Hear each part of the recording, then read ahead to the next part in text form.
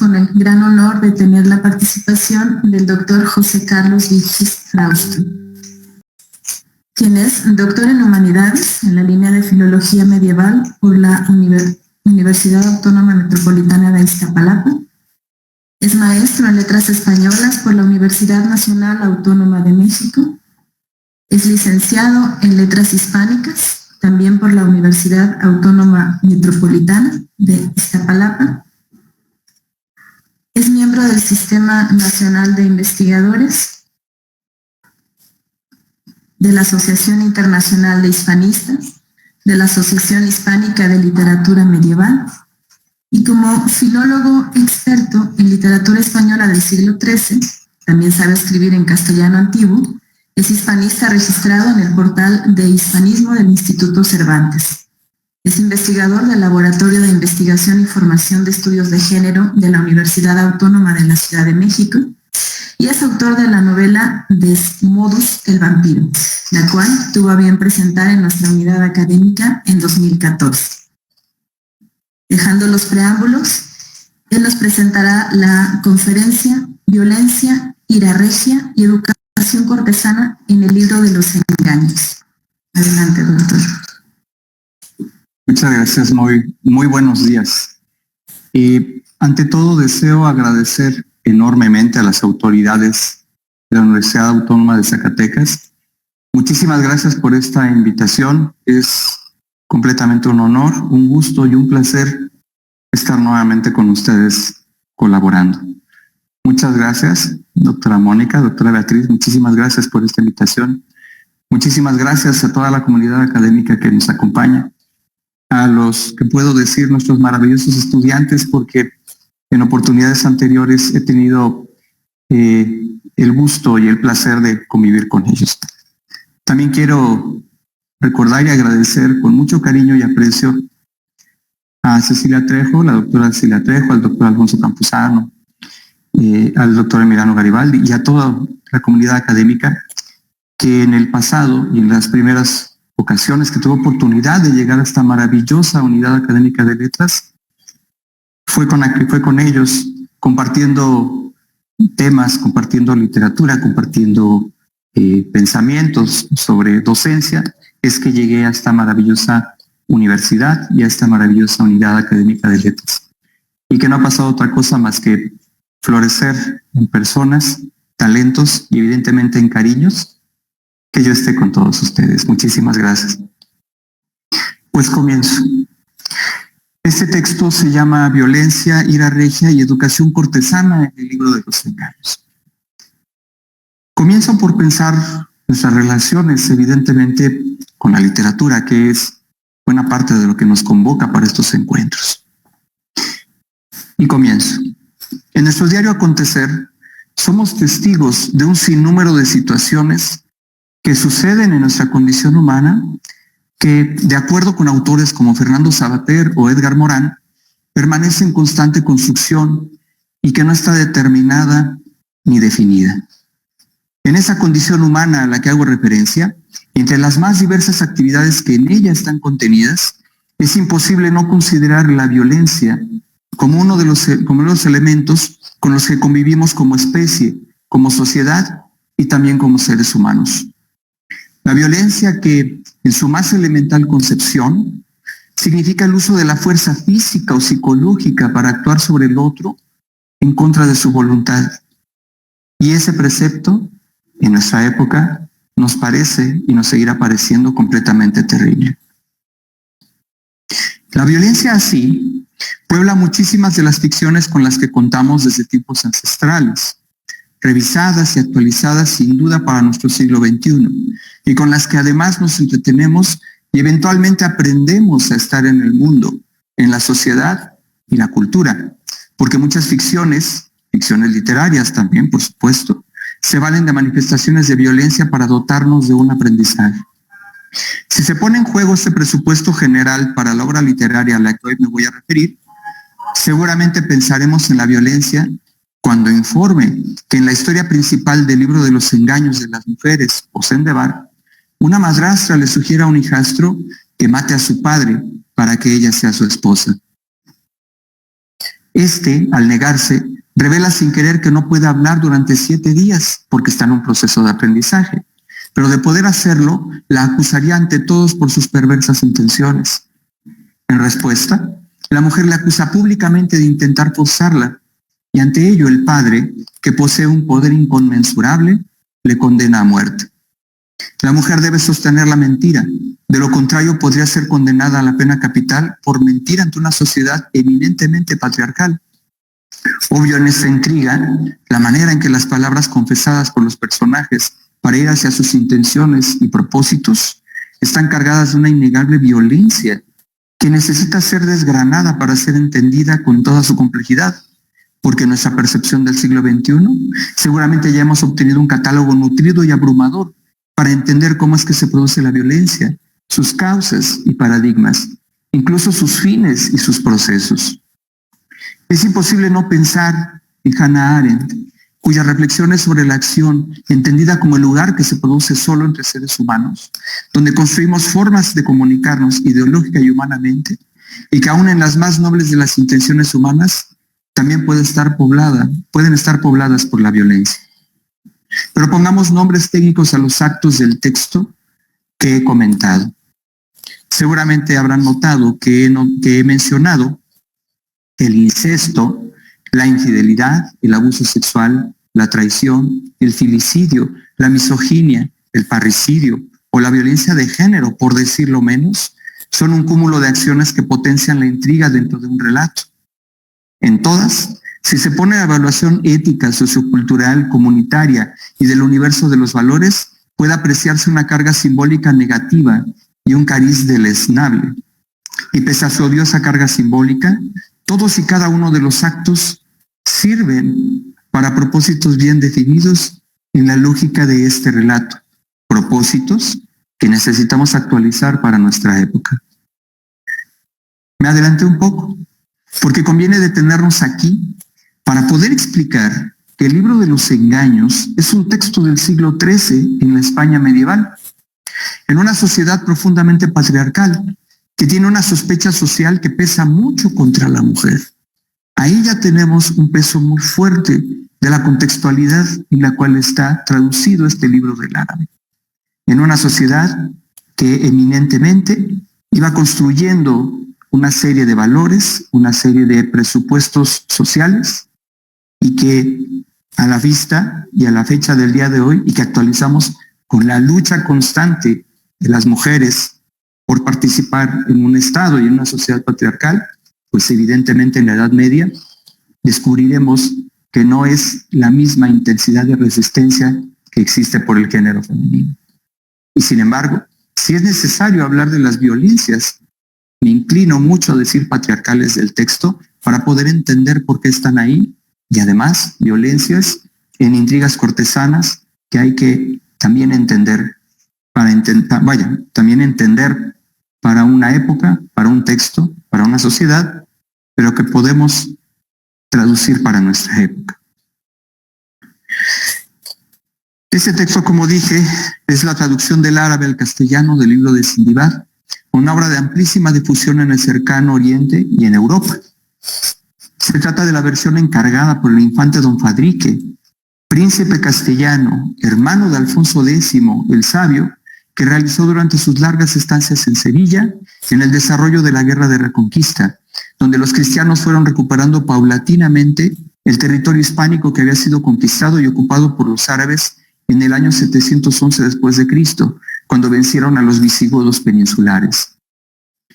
Hasta la fecha, no sabemos con exactitud los motivos que orillaron a Fadrique por obtener una copia del texto, pero críticos como María Jesús Lacarra, Fernando Gómez Redondo o David Arbezú, entre muchísimos otros, son muy conscientes de que este príncipe castellano muy posiblemente estaba imbuido en dos propósitos: la reorganización de los espacios cortesanos y políticos de cara a la apropiación de territorios y reinos que estaban bajo dominación árabe, y el efervescente intercambio cultural existente entre cristianos, judíos y musulmanes en la región, además de la empresa cultural encabezada por su hermano Alfonso X el Sabio para los intereses de la corona castellana.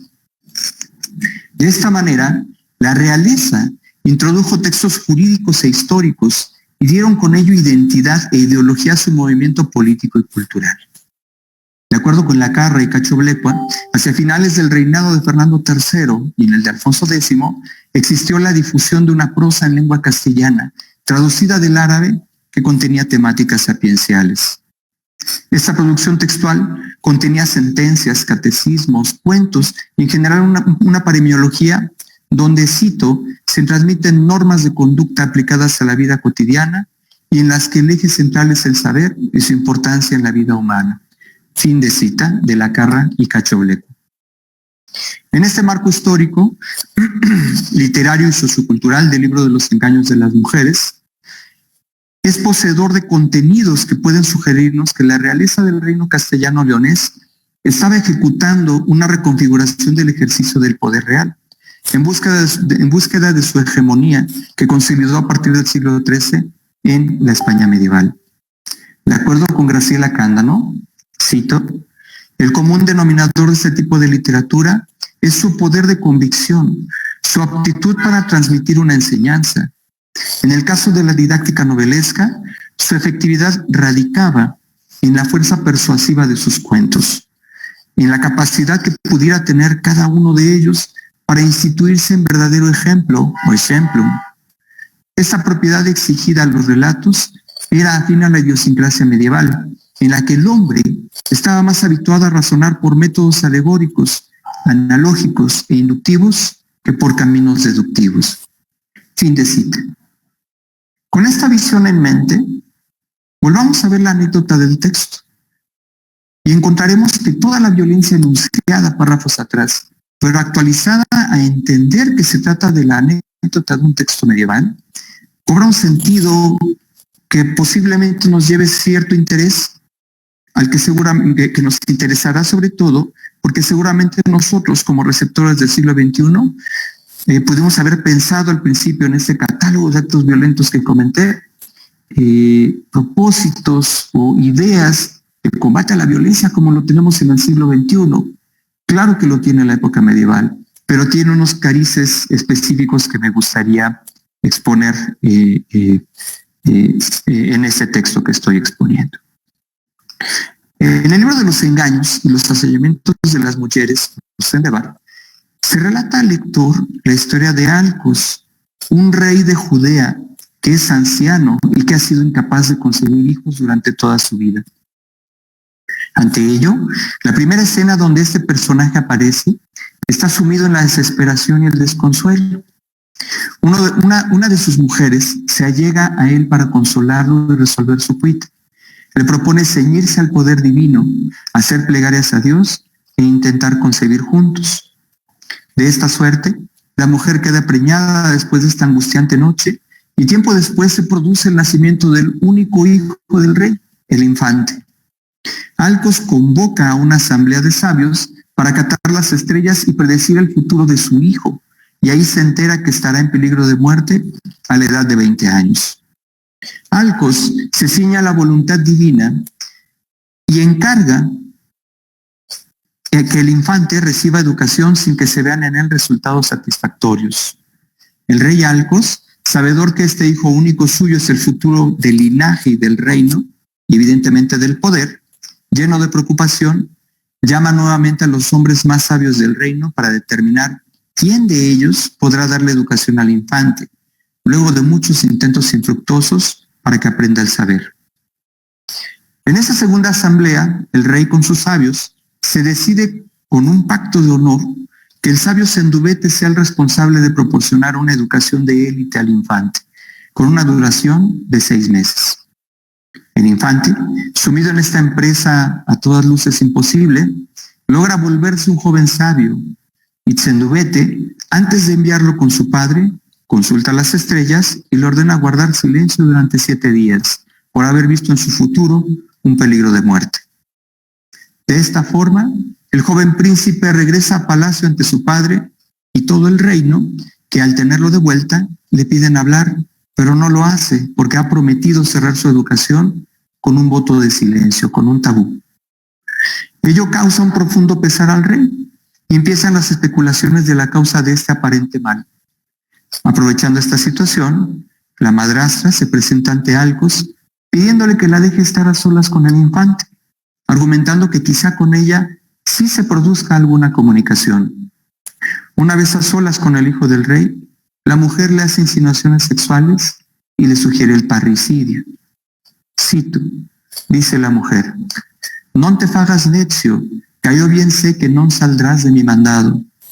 Matemos a tu padre, y serás tu rey, y seré yo tu mujer, que tu padre es ya de muy gran edad y flaco, que tú eres mancebo, que comiences ahora el tu bien, y tú debes saber esperanza en todos bienes más que él».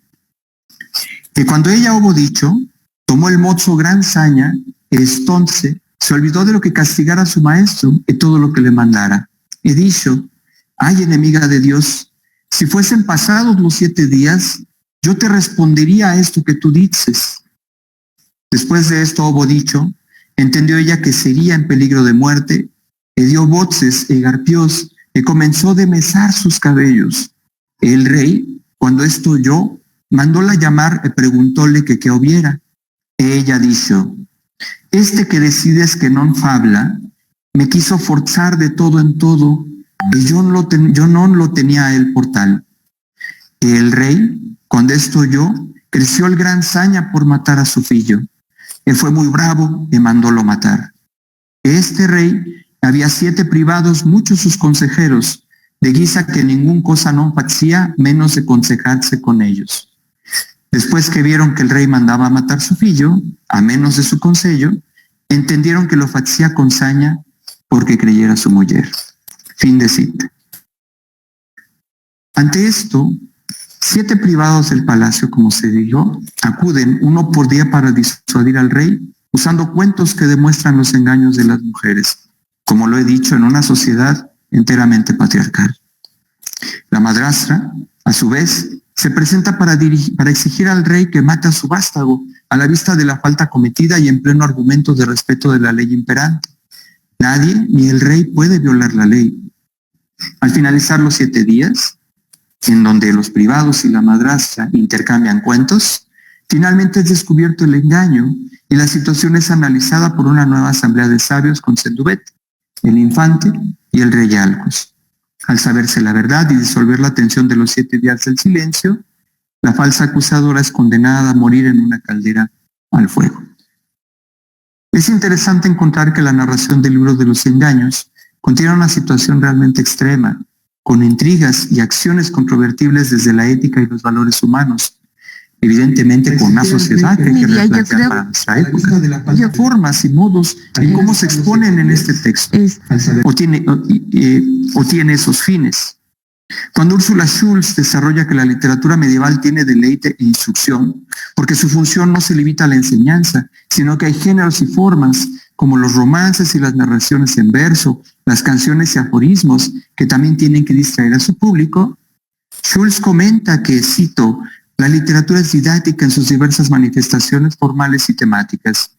Existen enseñanzas sobre fe cristiana, historia, naturaleza, comportamiento humano en la sociedad, en especial sobre el amor, el arte y otros». Fin de cita.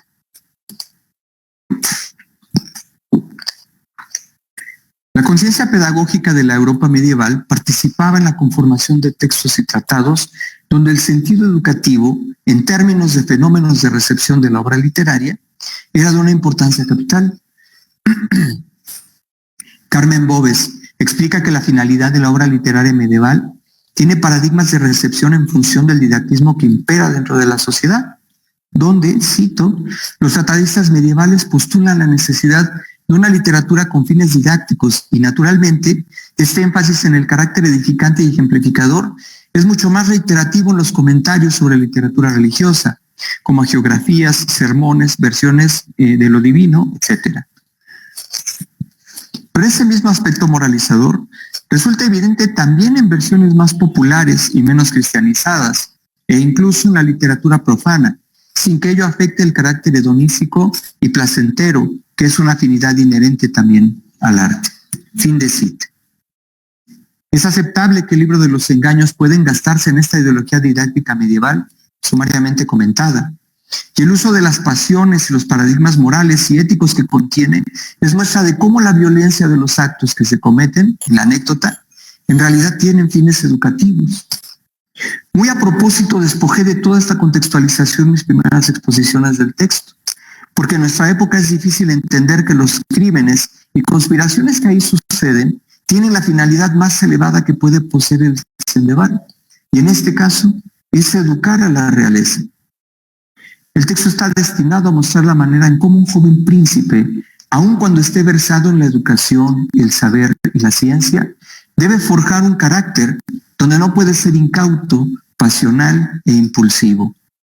Y es que la figura del rey en la Edad Media que confluye en la situación de la España del siglo XIII es la de un sujeto infinitamente superior a los demás mortales. Esa es la característica del rey. Es un espejo para sus súbditos, un vicario de Dios en la tierra, la encarnación de lo divino en un cuerpo humano. Porque al rey medieval lo atraviesan una serie de elementos y representaciones que lo consolidaron ampliamente en la cumbre de la cosmovisión social, política y cultural del medioevo, convirtiéndolo en una figura referencial para toda una mentalidad.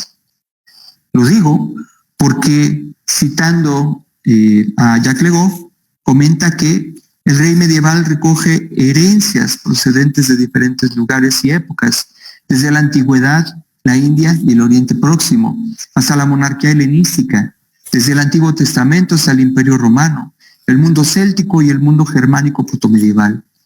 Por otra parte, el rey se deriva de una estructura de poder fundamental, la monarquía. Ese aspecto estructural no impide que la realeza medieval se haya podido crear y haya evolucionado en el contexto de unas condiciones históricas originales y en un espacio particular, el de la cristiandad latina medieval al margen de Bizancio. Fin de cita. También, de acuerdo con Le Goff, la unicidad, el cristianismo y su carácter ministerial son los rasgos que caracterizan a un rey. La univocidad es con lo que se puede entender su figura, siendo la única cabeza al frente del reino, evidentemente la de mayor poder. Un orden superior que le otorga a su vez el poder único como el individuo investido en el cargo. Que tenga en sí el carácter cristiano, en esta lógica, resulta una cualidad importante porque le otorga un imaginario específico. Y vuelvo a ello.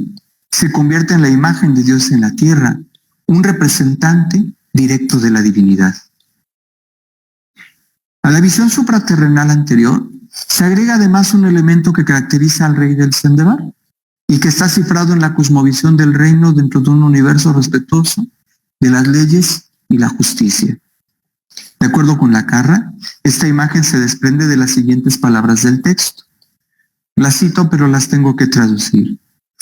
Cualquier tierra donde el rey fuese derechero, es decir, justiciero, que él que no juzgue a los hombres, que los libre por derecho, que lo haga entender y no haya consejo que enmiende lo que el rey hiciere. Fin de cita. Eso quiere decir que un rey que tiene el poder omnímodo, el gran poder de gran potestad sobre la tierra, sobre los seres humanos que la pueblan y sobre sus súbditos, quiere decir que tiene que ser un rey siempre conocedor, sabedor y respetuoso de la ley y del derecho. No puede juzgar libremente un acto, ni puede juzgar libremente a ninguna persona. Cualquier acto que cometa el rey que no esté apegado a la justicia y al seguimiento del derecho, no podrá ser deshecho y además quedará en la memoria de los habitantes del reino. Eso no suena muy lejos, pero en realidad vivimos en un país en donde si un gobernante no sigue de ninguna manera la ley y el derecho, está en nuestra memoria, está en nuestro devenir social, en nuestras interacciones. Solo basta asomarse a Twitter para ver a los apólogos y a los detractores de algún político que no haya seguido la ley para encontrar lo que estoy diciendo. Muy lejos, en realidad, no estamos. Le Goff explica que la característica principal del poder del rey medieval está en permanecer ligado a la ley, como ya también lo he comentado, de la que no podrá nunca desentenderse y respetar una especie de contratos, debido a que, cito, ha entablado un compromiso con Dios, con la Iglesia y con el pueblo, en concreto, mediante los juramentos prestados durante la consagración o la coronación. Fin de cita. Nosotros, en el siglo XXI, tenemos resabio de ello cuando escuchamos la frase que dice que la ley, que la nación le demande a un gobernante cualquier acto que cometa. Vuelvo al texto. Así pues, la caracterización del rey de la época del Sendebar, que aquí se desea resaltar, está centrada en las esencias teológica y jurídica vigentes en la Edad Media, teológica que concuerda con la figura del vicario de Dios en la tierra, y esencia jurídica por el intenso panorama legal y de derecho en el texto. El rey en el Sendebar es juez en distintos espacios esenciales del relato, pero sobre todo, por ejemplo, con Alcos, en la acusación falta con su propio hijo. Sabedor de que se ha violado la ley ante una acusación, el rey no sabe que es falsa todavía, manda matar al hijo, que es en realidad una acción sobrecogedora si pensamos en estos actos de violencia en el relato. Y es que de acuerdo con la Carra, cito, la figura del monarca no es concebida nunca como la de un guerrero, sino como un gobernante justo, sabio y prudente en quien tienen que mirarse sus súbditos. Fin de cita. Evidentemente, Alcos rompe esta lógica. Con ese paradigma en la mesa, el Sendebar en su corriente didáctica plantea que esta ficción literaria está pensada para educar a un ser humano con el dominio de un gran poder, con esa perspectiva del poder. Y por ello es importante encarnarlo en las más viscerales de las situaciones para alguien con ese estigma, donde cobra mucha importancia la aparición de la ira regia, que es una manifestación de violencia incontestable. En la ficción literaria que plantea el libro de los engaños, el infante debe aprender a dominar sus pasiones. Yerra al decirle a la madrastra que no puede hablar durante 7 días y lo hace por impulso, cegado por su coraje ante lo que se le ha propuesto. La mujer acusa al infante aprovechando el silencio y Alcos decide en un arranque de ira mandarlo matar. Ni siquiera se espera, no está pensando en un juicio, simplemente manda matar a su propio hijo porque así lo dicta la ley. La ira regia está retratada ahí con un príncipe que no sabe guardar mesura y un monarca que parece ser un personaje demasiado emocional. Y ya lo había manifestado en escenas anteriores, que bueno, las comento. Manifiesta tristeza en la primera escena del texto, alegría ante el nacimiento del hijo o en la llegada de los sabios a su reino, y además espanto y pesar ante la lectura del horóscopo. Y bueno, la hazaña que estamos tratando en este momento. Específicamente esa hazaña es fácilmente identificable con la ira regia. Se trata de un estallido colérico del rey hacia un súbdito de muy peligrosas consecuencias y que significa una multiplicidad de paradigmas en donde es importante resaltar su intempestividad y su impacto en la corte. Explica Ana Rodríguez que, cito, la ira, además de pasión del alma y vicio, es una emoción fundamental en la construcción de las formas de negociación y en la autoridad del rey que aparece, como en buena parte de la cronística medieval que existen en la Edad Media. Si se considera el vocabulario de las emociones como un vocabulario político, las explosiones de ira de los reyes que recogen abundantemente las crónicas se pueden considerar no como explosiones incontroladas de violencia o fruto de inestabilidad emocional de las gentes medievales, sino como parte de una práctica de gobierno, es decir, de un sistema de gobierno personal basado en un rango de leyes en buena medida no escritas. La manifestación de ira, de las pasiones, de este modo, también puede interpretarse en la relación con los contextos políticos en que tal manifestación ocurre. Fin de cita. Alberto Montaner explica la cuestión de la siguiente manera. La ira regia se producía por malquerencia del monarca contra el vasallo, por malfetría, es decir, malos actos, o por traición. Implicaba la ruptura de los vínculos vasalláticos y la imposición de una pena, lo que se efectuaba por mera decisión real, sin proceso jurídico de ningún tipo. Fin de cita.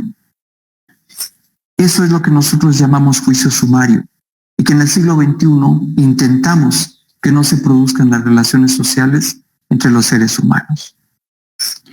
Pedrosa se vale de la explicación de Montaner, que de hecho aquí es un extracto muy pequeño de una muy extensa glosa del fenómeno, pero que nos deja vislumbrar precisamente algo muy importante y que es intentar darnos cuenta, cito, de la importancia, las implicaciones y la complejidad legal y política de la cuestión de la ira regia y sus consecuencias, que en la Edad Media alcanzó un grado de formalización hasta en el terreno jurídico muy sofisticado, y que desde luego no afectaba solo a las relaciones privadas entre los sujetos enfrentados, sino que introducía graves conmociones y trastorno en los cimientos mismos del edificio social.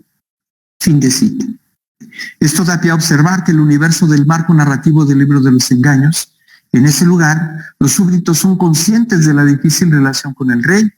Es una cosmovisión generalizada de la figura real y lo expresa el mayor y más grande sabio del reino, Sendubete, cuando dice esta frase en el texto, cito, los reyes tales son como el fuego, si te llegares a él, quemarte has, y si te arredrares o te alejas, esfriarte has.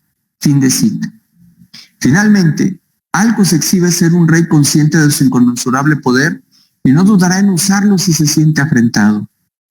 Por lo menos, cuando hace el pacto legal con Sendubete de educar al infante en 6 meses, lanza una muy llamativa advertencia y le dice al sabio Sendubete, cito, demanda lo que quisieres, y si lo pudiere, facerlo, que no hay cosa peor que mentir, que más a los reyes. Fin de cita. Con toda esa información, como lectores sabemos que Alcos es efectivamente una figura amada y respetada por los súbditos, pero también se le tiene miedo. Miedo que también se entiende como respeto profundo para la época en la cual aparecen este tipo de textos. Pero hay un énfasis expresado por Sendubete y Alcos que señala la peligrosidad de las relaciones como el rey, como lo he señalado. Graciela Cándano explica que, cito, el marco narrativo de esta colección descansa en 2 pilares fundamentales, el poder y el saber. El poder, omnímodo, encarnado por el rey Alcos, quien es el único legislador, juez y ejecutor, constituye una ejecutía trenzada con el saber. ¿Por qué?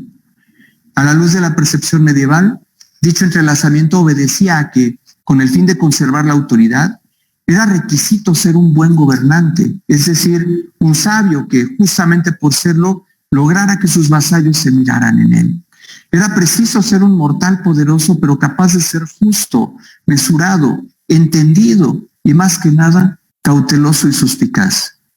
No podía ser de otra manera, en virtud de que, al interior de las cortes, la supremacía de los soberanos pendía casi invariablemente de un hilo.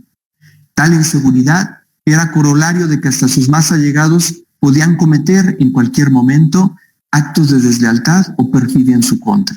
Fin de cita. El imaginario del poder real, la figura del rey poderoso, sí es efectivamente expresado en una metáfora que se manifiesta en el Exemplum, que abre la colección de relatos que intercambian la madrastra y los privados en el Sendebá. El primer privado narra un cuento llamado Le. En él se cuenta la historia de una mujer que es objeto del deseo de su rey, quien, presa de sus pasiones, intenta seducirla ante la ausencia del marido. Esta mujer deja un libro de leyes al rey mientras sale de la habitación, donde éste consulta la ética y normatividad, pero también los castigos a los que puede ser sujeto por la traición, y en este caso, la traición amorosa, un triángulo amoroso que puede provocar a la mujer de uno de sus súbditos. El rey, avergonzado de su situación, desiste, pero deja sus zapatos en el lugar. El marido, cuando regresa, descubre esos zapatos y reconoce que pertenecen al rey y por miedo se aleja de su mujer. Entre paréntesis, una buena mujer, como aparecen algunas en el relato, porque sobre todo el texto trata de darnos una gran idea del mundo.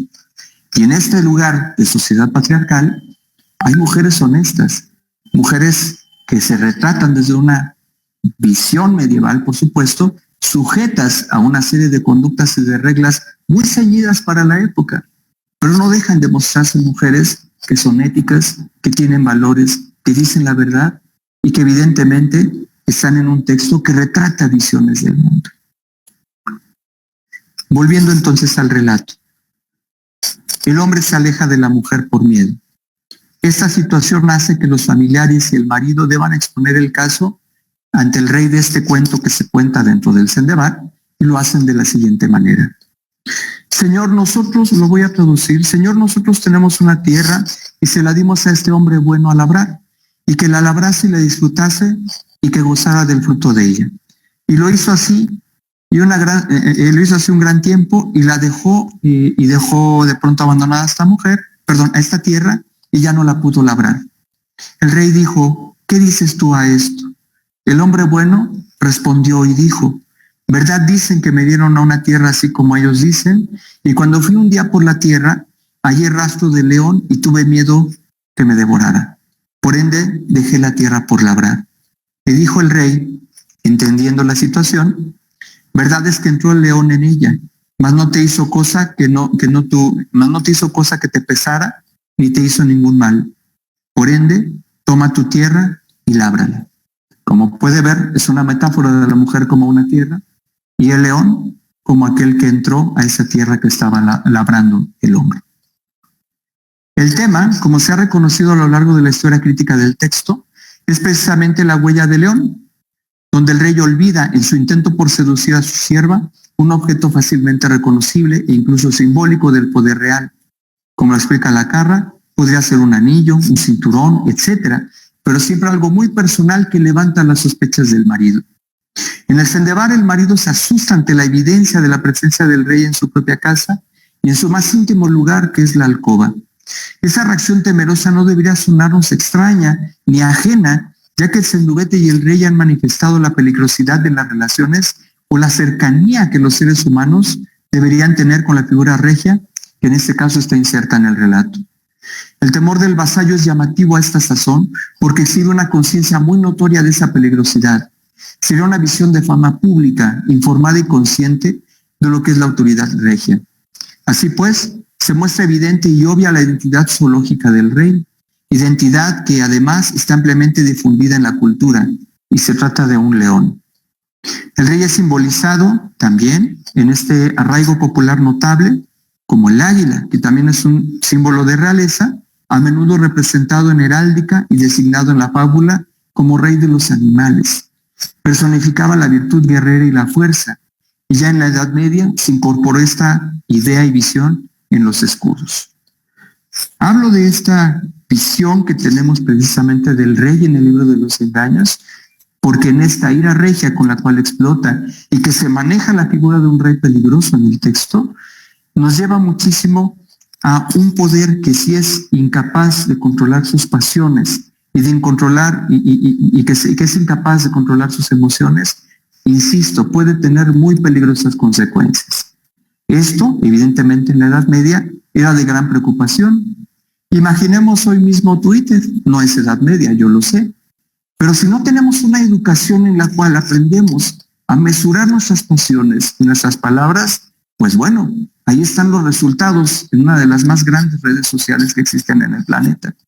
Hay amenazas de muerte, de violación, hay todo un mundo en donde las pasiones, por las mismas perceptivas y políticas de Twitter, estamos seguros que aún no se han controlado políticas, reglas y normas para saber atemperarnos y, bueno, interactuar en un lugar donde es muy fácil mostrar las pasiones. Vuelvo al texto. Todos estos elementos son los que conforman la violencia, la ira regia y la educación cortesana en el libro de los engaños. Quiero terminar diciendo que todo nos remite a una de las aspiraciones más perseguidas por la especie humana durante siglos, el dominio de la razón por encima de las pasiones y los impulsos. La violencia que se manifiesta en el Sendebar hacia un sujeto destinado a poseer el poder absoluto, evidentemente manifestada por otro personaje que tiene en sí el poder absoluto, está pensada para invocar la mesura y la calma, por muy complejas que sean las situaciones difíciles en el ser humano. Esta violencia se potencia por la ira regia que el padre le manifiesta a dicho sujeto y no podría ser más atemorizante, obligado a callar para entregarse a reflexiones profundas en este ritual de iniciación del poder el infante deberá dejar transcurrir 7 días en silencio antes de defenderse personalmente de las acusaciones de la madrastra. Es esta una manifestación de un producto literario de la educación cortesana y sus aspiraciones que privan en la Edad Media.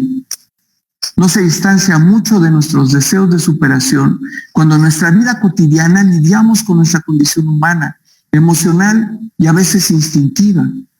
Ahora lo entendemos con la existencia de pensadoras de los siglos XX y XXI, como Hannah Arendt, Giovanni Sartori o Zygmunt Bauman, que hablan de la educación, los valores, la mesura y el intelecto como los instrumentos para enfrentar nuestros desafíos. Y evidentemente desgranan la educación de manera crítica. Es en este ejemplo de nuestra literatura hispánica, en un periodo específico que parece ser muy lejano a nosotros, donde encontraremos textos que intentan moldear nuestras mejores aspiraciones de nosotros mismos. Lo hacen usando visiones de la violencia y de las pasiones, que sorprendentemente no pareciera que tengan por lo menos 800 años de antigüedad, pero también de vigencia. La educación cortesana que muestra el libro de los engaños incluye todos los relatos que cuentan los privados y la mujer, en un devaneo del bien y del mal, en pasiones y anécdotas que ilustran la fragilidad emocional del ser humano. No puedo comentarlos aquí por el tiempo que ya se me terminó, y créanme que me encantaría. Pero solo puedo decir que recogen una muy variopinta visión del ser humano, sus emociones y sus problemas en una sociedad patriarcal y tradicional, muy lejana, se supone, de nosotros, que incluso hoy mismo no hemos superado, donde precisamente el dominio de las emociones, en conjunto con la educación, significan un futuro y un proceso para construir sociedades justas y mejores proyectos humanos. La educación de los reyes, si ese tipo de aspiraciones tenían esa clase de textos en la Edad Media, es posible pensarla en nuestro proyecto de la modernidad en crisis, complejo, y que en un afán de progreso permanente podría mirar su pasado y sus propósitos. Ojalá tuviéramos la oportunidad de volver a un libro medieval como este, que muestra de forma descarnada los avatares de la vida, parece tan vigente para nuestros deseos, anhelos y propósitos educativos, humanos, éticos y de los valores. Muchísimas gracias.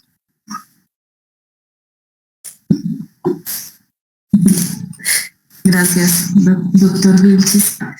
Bien, damos paso al diálogo. Si alguno de nuestros asistentes quiere hacerle alguna pregunta o hacer algún comentario, este es el momento.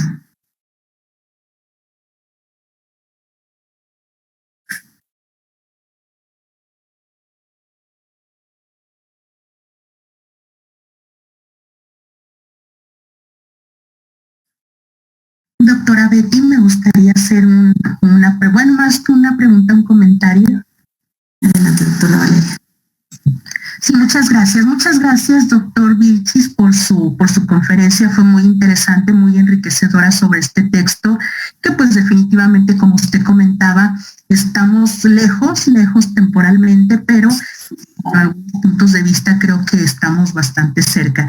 Me llamó mucho la atención toda la conferencia, pero ya casi cuando la estaba cerrando, cuando nos comentaba sobre este dominio de las pasiones en relación con la ira real, el dominio de las pasiones a través de la razón. A mí en lo personal me llama mucho la atención que parte de ese dominio de las pasiones o de esa ira real sean precisamente la narración de los relatos. Ya ven que, bueno, los que hemos tenido la oportunidad de leerlo, termina con el rey mandó matar a su hijo, el rey mandó que no matasen al hijo, pero aquí mi comentario va en el sentido de que como el texto literario, que aunque en sus tiempos no era precisamente como concebimos actualmente la literatura, sino tenía una función didáctica, moralizante, pero como, pues bueno, finalmente lo que consideramos literatura para esa época también es como una herramienta de contención en cuanto a esta ira real, y por otro lado también va a ser una herramienta educativa en este grupo selecto de cortesanos,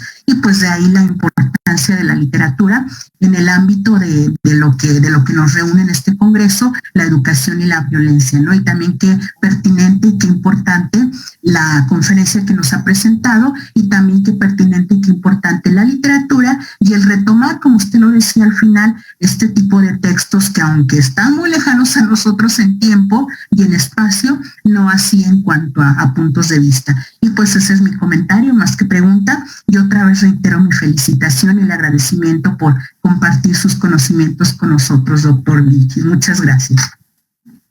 Muchísimas gracias. Todo lo contrario, muchísimas gracias por el comentario. Muchas veces cuando me toca dar literatura medieval con mis estudiantes, encontramos en los textos situaciones de misoginia, encontramos situaciones de violencia patriarcal, encontramos situaciones de las relaciones humanas, donde, por ejemplo, incluso las relaciones amorosas entran en paradigmas, que es muy interesante cuando lo planteamos en ese enriquecimiento que tenemos estudiantes y yo en el aula, cuando hablamos y decimos, bueno, se supone que son épocas completamente superadas, ¿no? De pronto hago una pequeña pausa sobre la percepción de cómo hay atavismos que no hemos podido superar a pesar de tantos siglos de distancia. Cuando, por ejemplo, de una broma que aprendí en un curso hace muchísimos años de un medievalista que me dio una clase en la UNAM, de pronto le dice a todos los varones que estábamos en esa aula, preséntame a tu hermana. ¿Qué me dirías al respecto? Entonces los varones, todos respondíamos de maneras como contrariadas. Hubo quien se enojó, hubo quien no la pensó, hubo quien se fue por la cuestión pasional. Y era muy interesante porque el mismo profesor le dice a las estudiantes, ¿qué pasaría si te digo, preséntame a tu hermano? Y las chicas en general decían, ay, se lo regalo, no lo quiero conmigo. Hay una cuestión de libertad muy interesante. Por un lado la posesión y por el otro lado la libertad, ¿no? Y eso nos sirvió para ver muchos textos medievales donde decíamos que esos atavismos no los hemos superado. Evidentemente ese texto es para educación de los reyes y apareció en el Códice de Puñonrostro. Fue un descubrimiento en un compendio junto con otros textos medievales, incluyendo el Conde Lucanor. Y lo que se ha descubierto a lo largo del tiempo, solo hasta el siglo XX, las reflexiones más recientes que se han hecho, pues se encuentra que esta educación que estaba destinada a los reyes, sí deberíamos tomarla para nuestra educación en el presente. Deberíamos tomar esos preceptos que se pensaban para una persona elevada y especial de una manera más democrática, ética y dispersada para toda la población. Yo soy un fiel creyente de que si volvemos a revisar la literatura medieval de una manera crítica a los atavismos actuales, podemos encontrar respuestas o preguntas que en realidad tienen siglos de haberse formulado y ojalá podamos responderlas. El aira regia, pues para mí de pronto es muy sencillo. Trate a alguien de dialogar con un león enojado y es muy difícil. Este tipo de textos tratan de llevarnos a eso. Si tenemos una educación para la mesura, para la ética y para regular las pasiones, yo a veces lo digo como broma, pero otro Twitter tendríamos, ¿no? Perfecto. Hay una pregunta en el chat del doctor Alberto Pérez, que si podría ahondar sobre los símbolos axiológicos en el texto. De seguro está comentando sobre el símbolo del león y del águila. Espero no equivocarme. Elena Cassin es quien habla sobre la integración, por ejemplo, del león para el poder real, y en realidad tiene un pasado como más lejano de lo que nosotros podríamos sospechar. En ese sentido, un león fue adoptado más bien por culturas orientales para poder mostrar el poder y la significación de estos animales, si es que no me equivoco, eso por supuesto, de estos animales en las culturas humanas. De hecho, lo vamos a encontrar también, por ejemplo, con el jaguar y con los mayas, vamos a encontrar que estos símbolos de animales que representaban el poder, estas representaciones se van a tomar en la Edad Media, en los bestiarios que van a dar analogías sobre nosotros también, para poder definir a través de animales cómo es que se compone la sociedad. Evidentemente el águila o el león se muestran como animales de un gran símbolo de poder. Y por ejemplo los simios, por ahí hay un texto que se llama del puerco y del simio. Los simios se muestran como personajes que son torpes, que no van a construir nunca proyectos humanos, que se mueven a través de la locura, a través de la estupidez. Un simio, por ejemplo, en el carnaval de la Edad Media, si preside el carnaval, en esta idea de que el carnaval es el mundo al revés, ¿no? Un simio que sea el rey entre todos los seres humanos, bueno, pues es el símbolo de que la estupidez reina. Evidentemente, en el carnaval muestra precisamente a través de la exageración de las pasiones humanas, a través de la exageración de los fluidos, de lo que podría darnos asco de nosotros mismos como sociedad y que normalmente estamos trabajando en la intimidad. Los simios pues son los reyes en este tipo de simbologías, ¿no?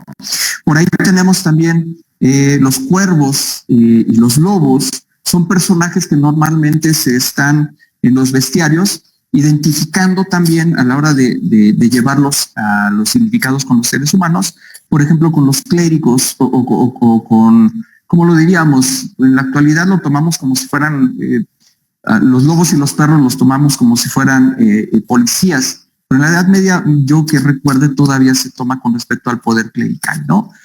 En ese sentido, la Edad Media, cuando va alegorizando los animales en los seres humanos, construye toda una cosmovisión en donde, bueno, también hay que pensar que en la Edad Media pues no se tenía el libre albedrío, no se tenía la idea de identidad, no se tenía, ¿cómo lo diré?, la idea de individualismo, así como lo fuimos desarrollando más bien hasta la llegada del proyecto de modernidad que tenemos construyendo desde el Renacimiento, bueno, desde la muy tardía Edad Media, desde el Renacimiento, ¿no? Entonces, poner al rey como un león y símbolo de poder en este libro, en este texto del libro de los engaños, también es un mensaje de la clase de personaje con el que se está hablando, ¿no?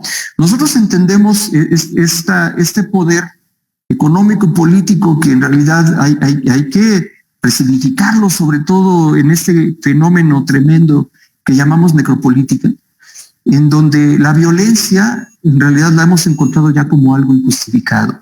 La acumulación de los cuerpos y de la sangre, la acumulación de los asesinatos y violencia de género, en realidad no tienen justificación como lo tendría para una sociedad como la medieval.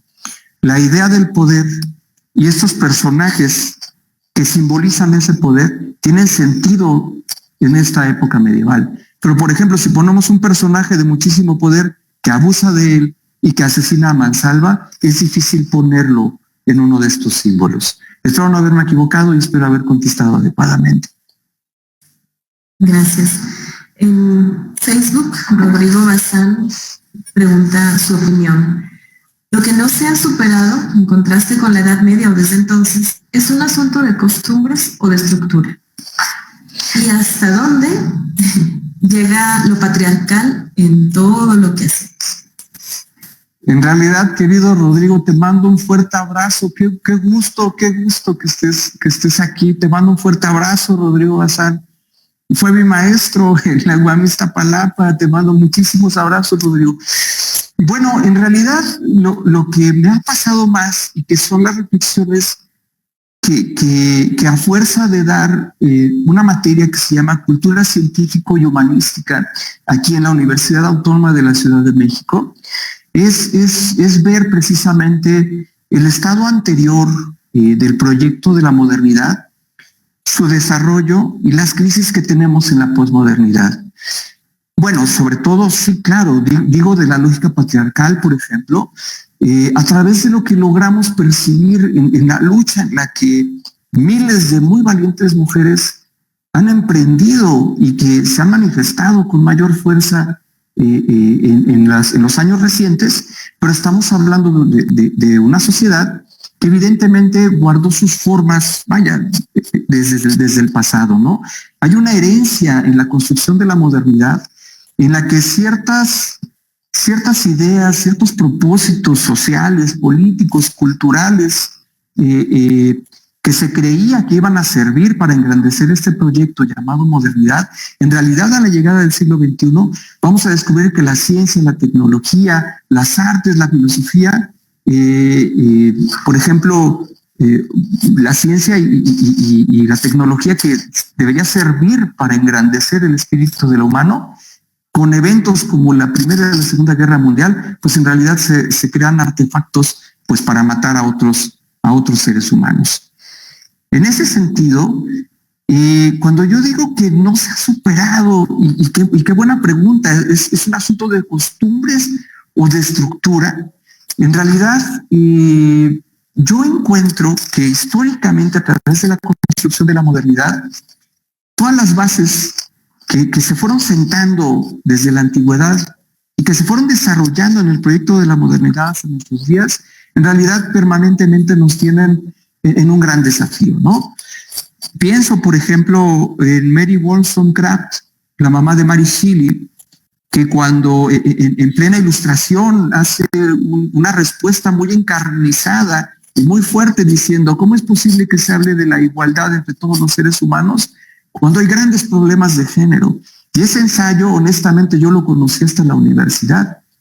¿Qué pasaría si ese ensayo de Mary Wollstonecraft lo conociéramos desde las edades más tempranas en la educación?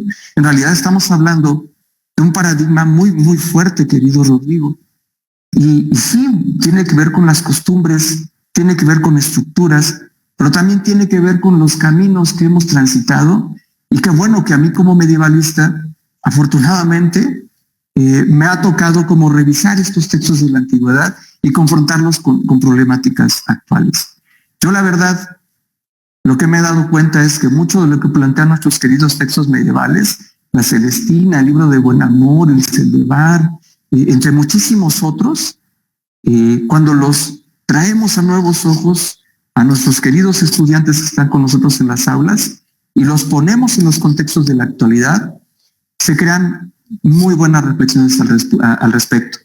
Y he sido responsable de tener amantes de la literatura medieval, lo confieso, precisamente porque ven esos textos con toda una estructura, con toda una visión, y que de pronto entre mis propios estudiantes también ellos ven las estructuras actuales y dicen, esto continúa pasando. ¿Cómo es que no lo hemos trascendido o superado? A veces mi respuesta es que en realidad no lo hemos reflexionado con la profundidad, porque a pesar de la distancia que tenemos con esos textos, sus problemáticas pues siguen vigentes. Muchas gracias, Rodrigo, te mando un fuerte abrazo. Gracias, doctor Vilchis. Bien, no veo más preguntas en el chat. Si alguien quiere tomar la palabra.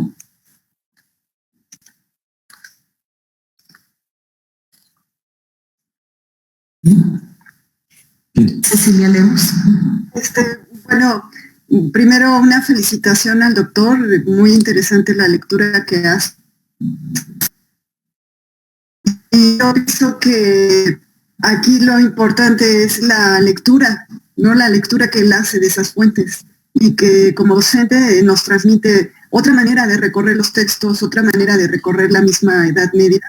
Y eso pues es, su visión es efectivamente particular, y yo creo que ese es lo valioso.